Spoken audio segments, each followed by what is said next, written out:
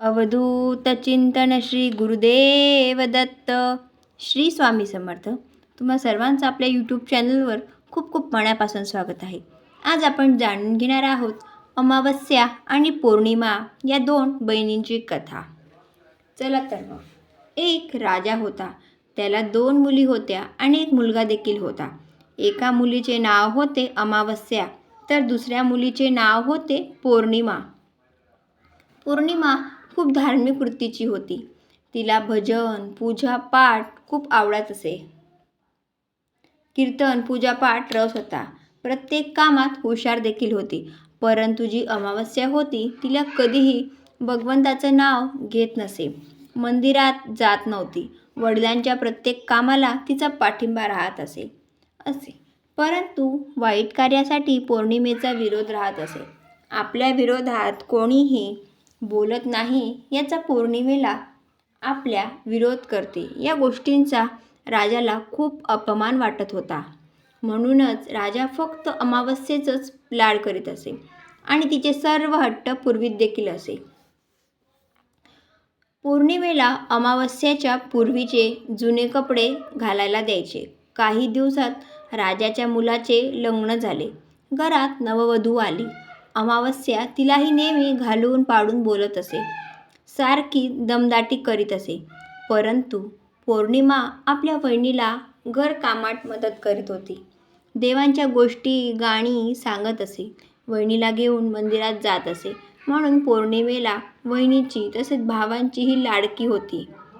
एकदा राजाला राणीने सांगितले की राजन, आता आपल्या मुली वर झाल्या आहेत, तेव्हा त्यांच्यासाठी स्थळे शोधावी लागणार. पौर्णिमेला तिला देवाच्या मंदिरात जाणे, भजन कीर्तन करणे, पूजापाठ करणे फार आवडायचे. तर तिला एखाद्या गरीब घरातच, कारण खूप श्रीमंत लोकांच्या घरात दिले तरीही तिचे भिकारी चाले काही सोडणार नाही आणि आपलेच बदनामी होईल. त्याच्याशिवाय ते गरिबाच्या घरी बरोबर जमून घेईल. श्रीमंताच्या घरी तिला जमवून घेणं अवघड होईल. म्हणून गरिबाच्या पदरातच तिला टाकून द्या. परंतु आपले अमावस्या कशी मोठ्या घरात शोभून दिसेल. तिचे वागणे, बोलणे, उठणे, बसणे सर्व काही उंच आणि रुबाबदार आहे. कुणालाही शोभेल असेच आहे. त्याच्याशिवाय तिला घरकाम येतही नाही. म्हणून तिला एखाद्या राजाच्या राजकुमाराला द्या, म्हणजे तेथे ती बरोबर जुळवून घेईल. राजाने आपल्या पत्नीचे म्हणणे ऐकून मुलींसाठी स्थळं शोधण्यासाठी निघाला. पौर्णिमेसाठी त्याने एक झोपडीत राहणाऱ्या गरीब व्यक्तीची निवड केली, तर अमावस्यासाठी त्याच गावातील राजाचा मुलगा त्याने निवडला. दोघींच्या लग्नाची बोलणी करून राजा घरी परतला. राणीला तिने सर्व काही सांगितले. राणीही खूप खुश होती. थोड्या दिवसात दोन्ही मुलींचा विवाह एकाच मांडवात थाटामाटात पार पडला. पाठवणीच्या वेळी अमावस्येला तिच्या आई वडिलांनी खूप धनसंपत्ती, खूप पैसा अडका, उंच कपडे दिले. परंतु पौर्णिमेला काहीही दिले नाही आणि सांगितले की खूप देव करतेस ना, तर पाहू तुझा देव तुला काय देतो. इतके दिवस तेथे आरामात होती. आता सासरी गेली की कळेल, नुसते देवदेव करून काहीही होत नाही असे म्हणून दोघांचीही पाठवणी केली. येथे अमावस्या अगदी सुखात, ऐश्वर्यात, वैभवात नांदत होती. हाताखाली 8-10 नौकर तिचा इशारा ऐकत होती. परंतु इकडे पौर्णिमा घरात 18 विश्व दरिद्र आणि त्या एक वेळ खाल्ले की दुसऱ्या वेळी खाण्याची चिंता लागत असे. दिवस रात्र कष्ट करून दोघे पती पत्नी कसे तरी दिवस ढकलत होते. त्यातच 7-8 वर्षे निघून गेली. आता अमावस्येला आणि पौर्णिमेला दोघींनाही 2-2 मुले होते. इतक्या वर्षानंतर पौर्णिमेच्या परिस्थितीत काहीही बदल झाला नव्हता. त्यात आईवडीलही गेले. तसं तिला आईवडिलांचा कुठलाही प्रकारचा आधार नव्हता. एकदा अमावस्येने तिच्या पतीच्या इच्छेखातर घरात मोठी पूजा ठेवली. तिने संपूर्ण गावाला आमंत्रण दिले. तिची सख्खी बहीण गावात असूनही तिने तिला बोलावले नाही. ती गरीब आहे, ती आली तर माझे मान खाली जाईल असे तिला वाटले. परंतु पौर्णिमेला देवाधर्माची फार आवड. त्यातल्या त्यात संपूर्ण गाव अमावस्येच्या घरी जाऊ लागला. पौर्णिमेला बाहेरच बसलेली होती. तिच्या शेजारच्या स्त्रीने तिला विचारले की तू आज पूजेला येत का नाहीस? तुझ्या सख्ख्या बहिणीकडे पूजा आहे. तू तर प्रत्येक ठिकाणी पूजेसाठी हजर असतेस. मग येथे तुला काय यावेच लागेल? पौर्णिमेचा विचार केला की ती मोठी पूजा, तिची तयारी, यात बहीण मला बोलवण्यात विसरली असेल किंवा तिला वाटले असेल बहीण आहे तर तिला कशाला आमंत्रण द्यायचे, तर आपणही कशाला मनापासून मनाला लावून घ्यायचे. ते देवाचे काम आहे. गेल्याने आपल्याला कमीपणा थोडेच येणार आहे, असा विचार करून ती आपल्या पतीला आणि मुलांना घेऊन अमावस्येच्या घरी गेली. अमावस्याने तिला पाहिले, परंतु तिच्याकडे लक्ष दिले नाही. एका नोकराकडून तिला निरोप पाठवला की तुला बोलवले नाही तर तू निर्लज्जासारखी आली. आता आली आहेस तर गुपचूप एका कोपऱ्यात बसून राहा. घरात इकडे तिकडे फिरू नकोस, नाहीतर माझ्या वैभवाला, माझ्या ऐश्वर्याला तुझी नजर लागेल. नोकराने असा निरोप पौर्णिमेला दिला. तिला फार वाईट वाटले, परंतु ती काहीही बोलली नाही. तिने तिच्या नशिबाला दोष दिला आणि भगवंताला म्हणाली, हे देवा, मी तुमची इतकी पूजा आराधना केली, याची मला हेच फळ. माझी परिस्थिती कधी सुधारणार नाही का? किती दिवस हेही भोगताच राहणार? उद्यापन संपले. सर्वांनी प्रसाद खाल्ला. अमावस्येने मुद्दा पौर्णिमेला प्रसाद दिला नाही. ती तशीच निघाली. तिला खूप वाईट वाटले. तिचा पती व मुले ही प्रसाद न खाता निघाली. वाटेत तिला वाटले की आता घरी जाऊन मुले विचारतील की मावशीने काय दिले, तर काय सांगावे. म्हणून तिने आपल्या पतीला आणि मुलांना सांगितले की मी खूप दिवसांपासून माझ्या माहेरी गेली नाही, म्हणून आज माहेरी जाते. उद्या लगेच परत येते. असे म्हणून अर्ध्या रस्त्यातून ती माहेरच्या रस्त्याला लागली. रस्त्याने जाता जाता तिला एक तुळस दिसली. तिथेच एक खूप म्हातारी बाई बसलेली होती. तिने पौर्णिमेला आवाज दिला आणि सांगितले की पोरी, अगं हे तुळशीचे वृंदावन खूप खराब झाले आहे. तुळसी वाढत आहे. जरा तेवढे वृंदावन स्वच्छ करून तुळशीला पाणी घातले तर खूप चांगले होईल. माझ्याने आता इतकी उठवत नाही, म्हणून तुला सांगते ग पोरगी. पौर्णिमाने लगेच ते संपूर्ण वृंदावन स्वच्छ केले, धुवून टाकले आणि तुळशीला पाणी टाकले. सर्व परिसरही स्वच्छ केला आणि जाण्यास निघाली तर म्हातारीने विचारले, कुठे निघालीस? ते म्हणाली, मी माहेरी जात आहे, उद्या लगेच परत येईल. म्हातारीने पौर्णिमेला सांगितले की ज्यावेळी परत जाशील त्यावेळी मला भेटून जा. पौर्णिमा हो म्हणाली आणि पुढे निघाली तर तिला एका महादेवाचं मंदिर दिसलं. तेथे खूप वृद्ध म्हातारा बसलेला होता. त्या म्हाताराच्या दाढी मिशा वाढलेल्या होत्या, धोतर फाटलेले होते. काठीचा आधार घेऊन तो म्हातारा चालण्याचा प्रयत्न करत होता. जरा मला हे मंदिर झाडायला मदत करशील का? आणि मला आंघोळ करायची आहे, तर 2 बादल्या पाणी आणून दे. कामाची सवय होती. तिने पटकन झाडू हातात घेतला आणि संपूर्ण मंदिर झाडून पुसून लख्ख केले. त्यानंतर विहिरीतून 2 बादल्या पाणी काढून आणले. बाबांना छान आंघोळ घातली. मग मंदिरात गेली. देवाधिदेव महादेवांनाही स्नान घातले. तेव्हा ते देव महादेवाचे पूजन केले आणि जाण्यास निघाले तर ते बाबा तिला म्हणाले, पोरी, जेव्हा परत येशील त्यावेळी मला भेटून जा. तिने हो म्हटले आणि पुढे निघाली. तर पुढे तिला एक कालिका देवीचं मंदिर लागलं. तेथेही एक स्त्री बसलेली होती. तिने तिला सांगितलं की झाडावरील ही फळे तोडण्यासाठी माझी मदत कर. पौर्णिमा तेथे गेली. झाडावरची सर्व फळे तोडली, खाली पडलेला पालापाचोळा झाडून स्वच्छ केला आणि संपूर्ण परिसर स्वच्छ केला आणि जायला निघाली. तर ती स्त्री तिला म्हणाली, तू जेव्हा कधी परत येशील ना, तेव्हा मला भेटून जा.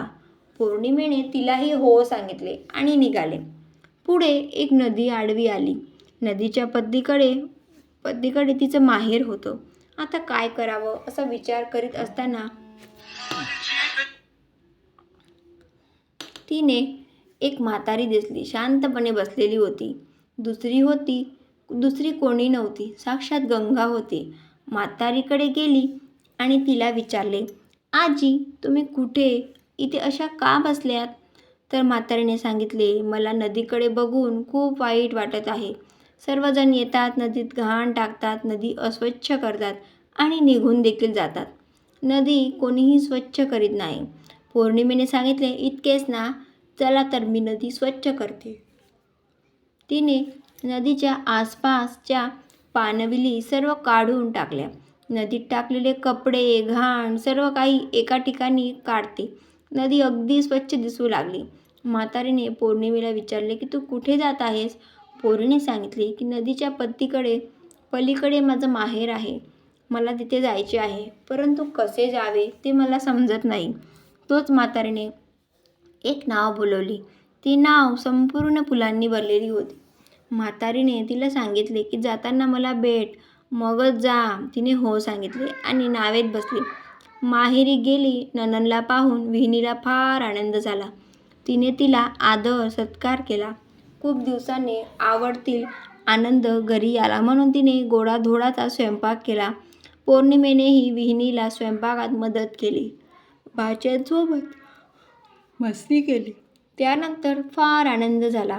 तिने फळे आणली होती तीही भाच्यांना दिली. खूप दिवसांनी आत्या घरी आली म्हणून त्यांनीही आत्यासोबत मनसोक्त गप्पा मारल्या. बहीण भाऊ कितीतरी वेळ बोलत बसले. विणी नजरेने हा कौतुक सोहळा पाहत होत्या. दुसऱ्या दिवशी पौर्णिमा आपल्या घरी जाण्यास निघाली तर तिच्या बहिणीने तिला भरपूर खाऊ, मिठाई, दागिने बरोबर दिले आणि एक लाल रंगाची साडी नेसायला दिली. ती भरल्या मनाने विहिणीला आशीर्वाद देऊन सासरी जाण्यासाठी निघाली. नदीकडे आली तर तेथे ती फुलांचे बोट हजरच होती. ती बोटीत बसली. नदीच्या पलीकडे निघाली. त्या म्हातारीने एक गाठोडे दिले व सांगितले की या वस्तू आहेत, या माझ्याकडे पडल्या आहेत. आता मी एकटीच आहे, याचे काय करावे म्हणून तू घेऊन जा, परंतु घरी गेल्यानंतर गाठोडे उघड, असे म्हणून म्हातारीने सांगितले. पौर्णिमा पुढे गेली. तिला कालिका देवीचं मंदिर लागलं. तिसरी दिसली. तिनेही तिला एक गाठोडं दिले. तिने एक मोठी टोपली घेतली. त्यात तीनही गाठोडे ठेवले आणि डोक्यावर घेऊन निघाली. पुढे गेली तर महादेवाचे मंदिर लागले. म्हातारा बसलेला होता. किल्ला दिसला. त्यानेही एक मोठं गाठोडं बांधून ठेवलं. ते गाठोडेही ते नेत्या टोपलीत ठेवले आणि पुढे निघाले. पुढे गेल्यावर तुळशीपुढे ती म्हातारी दिसली. तिनेही एक गाठोडे तिला दिले. असे 5 गाठोडे घेऊन ती घरी आली. सर्वात आधी तिने माहेरची गाठोडे उघडले. त्यात मुलांसाठी खाऊ, मिठाई होती. ती मुलांना आणि पतीला दिली. दागिने आणि नवीन कपडेही होते. आता तिने नदीवर असलेल्या आजीबाईंनी दिलेली गाठोडं उघडलं तर त्यात सर्व उंच वस्त्रे, सुंदर सुंदर साड्या होत्या. मोती, पवळे, रत्ने होते. ते खूप खुश झाले. आता तिने दुसरे गाठोडे उघडले जे कालिका देवीने तिला दिले होते. त्यात सर्व सौभाग्याचे अलंकार होते. सुका मेवा होता. आता तिने तिसरे गाठोडे उघडले जे साक्षात देवादिदेव महादेवांनी तिला दिले होते. त्या गाठोड्यात खूप धनसंपत्ती, पैसा, अडका तर होताच, त्याशिवाय आनंद, सुख आणि समाधानही होते. ती गाठोडी उघडताच सर्वांचे हृदय भरून आलं. सर्वांच्या चेहऱ्यावर ते सुख आणि समाधान पसरलेलं. आता तिने तुळस मातेने दिलेले गाठोडे उघडले. त्याच्यात धान्याच्या राशी होत्या, ज्या संपतच नव्हत्या. अशा प्रकारे तिच्या घरात खूप संपत्ती, पैसा, अडका, अन्न, धान्य आले. तिची परिस्थिती सुधारली. त्यांच्या घरातील धन वाढतच चालले होते, ते संपत नव्हते. तिनेही एकदा विचार केला की भगवंतांनी मला इतके धन इतके दिले की मी इतरांच्या घरी पूजेसाठी तर नेहमीच जाते, आपल्यालाही घरी पूजा करावी यासाठी तिने खूप मोठ्या प्रमाणात पूजेचे आयोजन केले. वहिनीला आणि भावांना बोलावले, तसेच अमावस्येलाही बोलावले. अमावस्या आली आणि सर्व वैभव पाहून आवाहन झाले. पूजेनंतर खूप मोठा प्रसादाचा कार्यक्रम झाला. त्यानंतर सर्वांना एक एक मूठभर रत्ने, मोती, पोळे दिले. अमावस्या ते पाहून खूपच आश्चर्य वाटले. तिने पौर्णिमेला सांगितले की सर्व काय आहे तू इतके पण कुठून मिळवले? आजपर्यंत कुणीही दक्षिणा कोणाला दिली नाही आणि तो प्रसाद भेट म्हणून सर्वांना मानके वाटत आहेस. त्यावेळी तिने सर्व हकीकत बहिणीला सांगितली. अमावस्याने प्रसाद न घेता निघून निघाली आणि विचार केला की मीही उद्या लगेच जाऊन अशी सर्व धनसंपत्ती घेऊन येईल. दुसऱ्या दिवशी ती माहेरी जाण्यासाठी निघाली. रस्त्यात तिला तुळशीजवळ एक म्हातारी दिसली. तिने तिला सांगितले की पोरी, जरा हे वृंदावन स्वच्छ कर आणि तुळशीला पाणी टाक. तर अमावस्याने तिला सांगितले, ए बाई, मी ही असली कामे करणार नाही. तुला काही वाटते का की आपण कोणाला काय सांगत आहोत असं? माझे कपडे खराब होतील, मला वेळही नाही. चल जा, तूच कर असे म्हणून ती पुढे निघाली. देवादिदेव महादेवांच्या मंदिरात एक वृद्ध म्हातारा दिसला. त्यानेही तिला मंदिर परिसर झाडायला सांगितला. तर तेथेही तिने तसेच उलट उत्तर दिले आणि सांगितले की तुम्हाला बसल्या बसल्या काय काम नाही, तेवढे तर करा, आणि तेथून पुढे निघाले. कालिका देवीच्या मंदिरातही तसेच झाले आणि नदीकडेही तसेच झाले.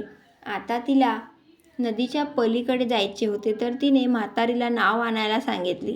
म्हातारीने नाव बोलावली, परंतु त्यात सर्व काटे कुटे भरलेले होते. त्याचीच ते एका बाजूला बसली.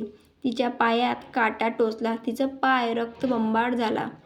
तशीच ती लगडत माहेरी गेली. तिच्या वहिनीने तिला पाहिले तर तिला खूप राग आला. हिचे आई वडील होते तोपर्यंत आपल्यावर खूप रुबाब केला हिने, आता हिचे काहीही ऐकायचे नाही असे म्हणून तिने त्यांच्याकडे लक्ष दिले नाही. नणंद आली म्हणून तिने काहीही नवीन केले नाही. घरात रोजचा स्वयंपाक केला, तो अमावस्येला गुपचूप खाल्ला. रात्र कशीबशी काढली आणि दुसऱ्या दिवशी घरी जायला निघाली. भाऊ आणि भाचेही अमावस्येच्या येण्याचे आनंदी नव्हते. तिने वहिनीला सांगितले, मी इतक्या दिवसांनी आले, घरी परत जात आहे, काहीतरी दे ना. पौर्णिमेला असे दिले होते. तर तिने सांगितले, तुम्हाला जर डोचे उचलता येणार नाही, तुम्ही पुढे जा, मी मागून पाठवून देते. खूप आनंदी झाली आणि निघाली नदीकडे. म्हातारीलाही तिने सांगितले, आजी, तुम्ही पौर्णिमेला कसं गाठोडं दिलं, आता मलाही द्या. तर म्हातारीने सांगितले, तुला कामाची सवय नाही, तू ते ओझी कसे उचलणार, मी तुझ्या घरी पाठवून देते. असेच कालिका देवीच्या मंदिरात, देवादिदेव महादेवांच्या मंदिरात आणि तुळशीकडेही झाले. खूप आनंदाने घरी आली. तोपर्यंत तिचे नौकर 5 गाठोडे घेऊन आले होते. तिने सर्वात आधी माहेरचं गाठोडं उघडलं, तर त्यात माती होती. नदीवरचे गाठोडे उघडले, त्यात काटे होते, घाण कचरा होता. आणि काली देवीच्या मंदिरातलं गाठोडे उघडले, तर त्याच्यात सडलेली फळे होती आणि काटे कुटे होते. देवांचे देव महादेवांच्या मंदिराचं गाठोडं उघडलं, तर त्यात साप विंचू होते. आणि तुळशीचे गाठोडे उघडले, तर त्यात दगड गोटे. हे सर्व पाहून तिने कपाळाला हात मारला आणि आपल्याला कितीही त्रास असेल, काहीही असेल, तरी धर्माचा आणि सत्याचा मार्ग कधीही सोडू नये. सत्याच्या मार्गावरून चालताना देव त्यांची परीक्षा पाहतात, परंतु त्यांना शेवटी त्याचे फळ हे गोड मिळते. या उलट जे आपल्याला धनसंपत्तीचा, पैशाचा गर्व करतात, इतरांनाही त्रास देतात, शेवटी त्यांच्या नशिबी माती असते आणि दगडगोटे असतात. यावरून आपल्याला हेच कळलं असेल की कधीही कुठल्याही प्रकारचा गर्व आपण चुकूनही करू नये. कष्टाने जे मिळेल त्याच्यात सुखी समाधानी राहावे.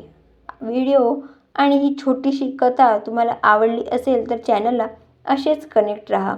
श्री स्वामी समर्थ. जय जय स्वामी.